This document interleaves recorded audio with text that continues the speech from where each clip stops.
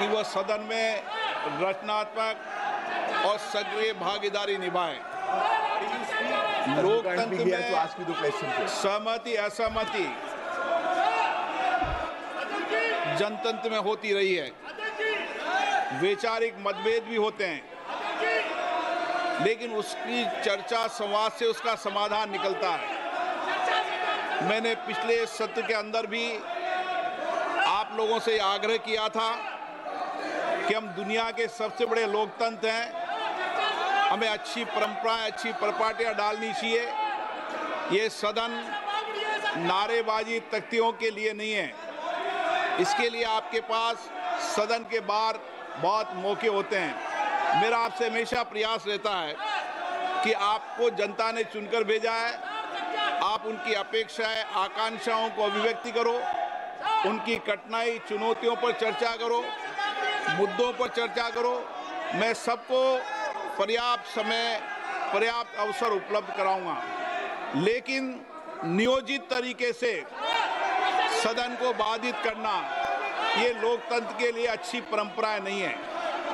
देश की जनता ये देखती है कि हम लोग चुनकर आए, हम उनकी भावना, कठिनाइयों को, चुनौती, समस्याओं को रखेंगे, लेकिन हर बार सदन को नियोजित तरीके से बाधा उत्पन्न करना ये अच्छी परंपरा नहीं है।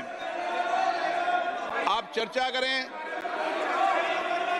ये प्रश्नकाल है, प्रश्नकाल के अंदर महत्वपूर्ण समय होता है। आप हमेशा आके नारेबाजी, तख्तियां सदन के अंदर नियोजित तरीके से बाधित, ठीक नहीं है।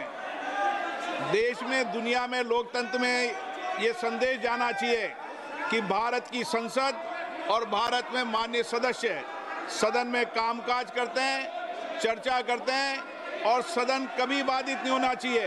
ये परंपराएं लागू करो। आपने प्रश्नकाल के अंदर इन विषयों पर चर्चा नहीं होती, ये प्रश्नकाल है।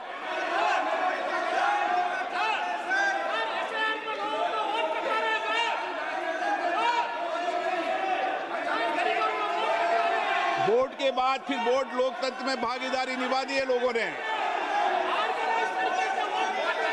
और लोकतंत्र में भागीदारी हो जाएगी।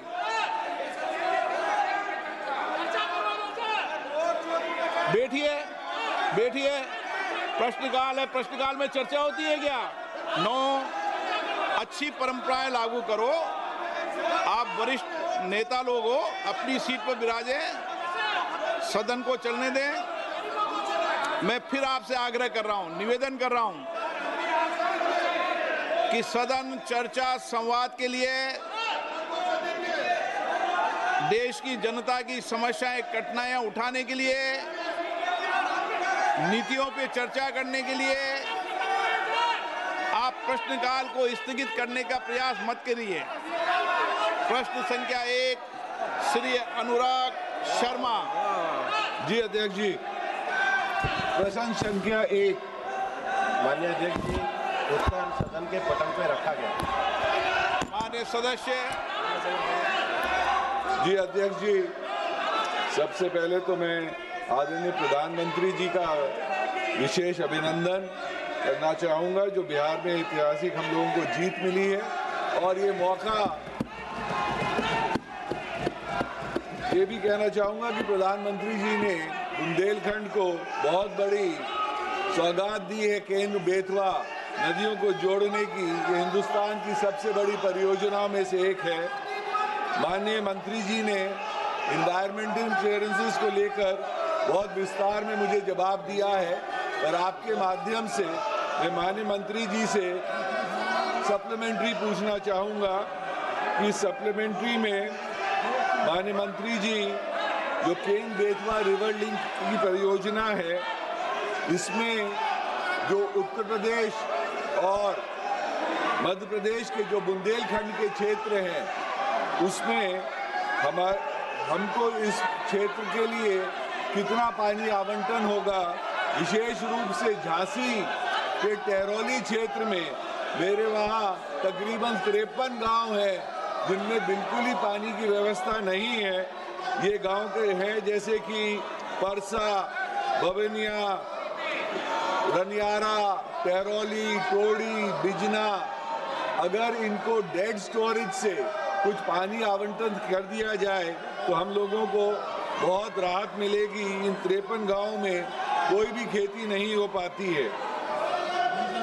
दूसरा सवाल मंत्री जी से सप्लीमेंट्री में ये है कि ये जो केन बेतवा नदी लिंक परियोजना है, ये आदरणीय मंत्री जी इस पे कोई टाइमलाइन हम लोगों को निर्धारित करके बता सकेंगे कि ये कब तक संपन्न होने की तारीख मिल जाए? धन्यवाद। माननीय अध्यक्ष महोदय, केन बेतवा जो प्रोजेक्ट है वो एक महत्वपूर्ण राष्ट्रीय प्रोजेक्ट है। माननीय प्रधानमंत्री जी के नेतृत्व में ये एक बहुत बहुउद्देश्य नदी परियोजना है, जिसके अंतर्गत कुल मिलाकर के 10,62,000 हेक्टेयर एरिया का सिंचित किया जाएगा। 194 MCM drinking water supply, 62 lakh की आबादी को ये पानी की सप्लाई और 103 मेगावाट हाइड्रो पावर के उत्पादन के साथ ही साथ 27 मेगावाट सोलर के उत्पादन और मध्य प्रदेश और उत्तर प्रदेश में 10 जिलों को और उत्तर प्रदेश के 4 जिलों को इससे लाभान्वित किया गया है।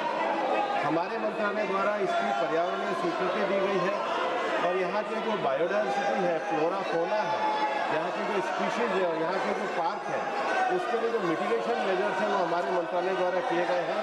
शेष सभी जो कार्य हैं वो राज्य सरकार और ये जो पानी का वितरण है ये उनके मंत्रालय के संबंध में है, इसलिए इसकी जानकारी उनको वहाँ से मिलती है। माननीय सदस्यगण, ये प्रश्नकाल है। मैं पुनः आग्रह कर रहा हूँ, जनता ने आपको नारेबाजी करने के लिए नहीं भेजा है, सदन चलाने के लिए भेजा है। मेरा आग्रह है कि आप सदन चलाने में सहयोग करें। मैं आपके हर मुद्दों पर चर्चा करने को तैयार हूं।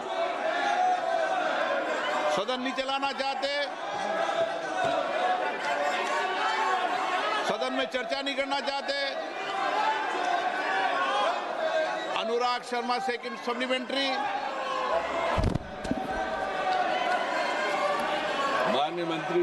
माननीय अध्यक्ष जी, ये जो आज यहाँ पर हल्ला बिना बात पे किया जा रहा है और हम लोग सांसद जो विशेष रूप से इतनी दूर दूर से आते हैं अपनी बात यहाँ रखने के लिए, SIR के बावजूद भी ये लोग नहीं मानने के लिए तैयार है। बिहार की इतनी बड़ी हार के बाद भी नहीं मानने को तैयार रहते हैं। इन लोगों को समझना चाहिए कि सांसदों को यही एक मौका मिलता है अपनी बात रखने का। माननीय मंत्री जी से आग्रह है कि केन बेतवा जो इतनी बड़ी सौगात आदरणीय प्रधानमंत्री जी ने बुंदेलखंड के वासियों के लिए दी है, उसमें मैं आग्रह ये करना चाहूँगा कि मेरे कुछ क्षेत्र उसमें से वंचित रह रहे हैं, अगर उसकी DPR में वो क्षेत्रों को और ऐड कर दिया जाए। विशेष रूप से एक गोविंद सागर बांध है मेरे क्षेत्र में, उस बांध को अगर हम ललितपुर की जाखलौन कनाल से राजघाट के डैम से अगर जोड़ देंगे तो हमेशा ललितपुर शहर को पीने का पानी और गोविंद सागर के नीचे के सारे हिस्से वहां से सिंचित हो पाएंगे। यह एक आग्रह मंत्री जी से था। माननीय अध्यक्ष महोदय, मैंने पूर्व में भी कहा है कि पर्यावरण मंत्रालय के द्वारा जो EIA रिपोर्ट तैयार की जाती है, उस EIA रिपोर्ट का जो स्कोप है वो local biodiversity, forest cover, impacts on biodiversity, local जो अराउंड एरिया उसके अंतर्गत, उसके साथ ही साथ जो वाइल्ड लाइफ कॉरिडोर है उसके संबंध में मिटिगेशन मेजर्स के लिए EIA रिपोर्ट तैयार की जाती है। जहाँ तक DPR और पानी के वितरण का विषय है, माननीय संसद महोदय को मेरा आग्रह है कि वे स्थानीय राज्य सरकार को अपने कार्यालय द्वारा संपर्क करें, क्योंकि वो उनके अंतर्गत आता है। मैं पुनः आग्रह कर रहा हूँ, सदन में नियोजित तरीके से बाधित करना लोकतंत्र में अच्छी परंपराएं नहीं है।